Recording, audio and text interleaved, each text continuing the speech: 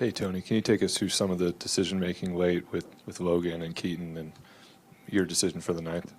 Yeah, just obviously an outstanding outing by Webby. Made the decision to let him go back out in the eighth. Looked really good. Obviously, you get back to the top of the order one more time through, and where he's been at with pitch count and a little bit of time off, long delay in the inning. Decided to go to the guy who's been late in the game for us, and obviously with Keaton, he's got experience of it going his way and not going his way. So goes out there, and then as we navigate through the inning, there's obviously some situations in there you don't want strikes, but we provided strikes. So to me, that was kind of the difference maker. That was the third day in a row for Keaton. What went to the decision to put Keaton Wynn out there in the ninth? He's been a guy we trust at the end. Killian's not available. Obviously, Smitty's kind of putting his name in the hat there for end of the game. But we needed strikes, and in my opinion, needed experience, and we needed a guy who has gotten it done for us in the past. So we went with him.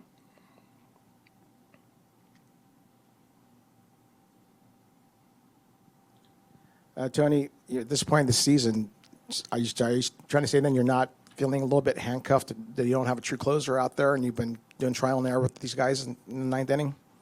No, we'd be handcuffed as a coaching staff if we didn't have a good team. We've got a good team. Tony, how do you view Johnny's performance tonight? He's 4 hits and 16 hitting streaks. Yeah, he was tremendous, but I think the other guys were too.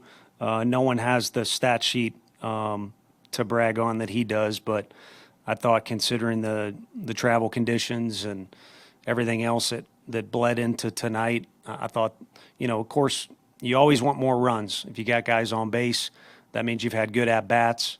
If you score them, then the at-bats were even better. So we'd like to execute maybe a couple other times or obviously score more runs since we lost the game. But I thought the guys showed character with the way they played and with the at-bats, and he led the way tonight. And part of the reason he led the way is kind of what we always come back to when you have a question on Jungie is his talent as a hitter. And obviously he's ultra competitive too. You mentioned some of the reasons for not sending Logan out for the ninth, but was there any sort of consideration to sending him out there? Yeah, it was a conversation for sure. Sitting right at 100 pitches, and obviously he took ownership of that game.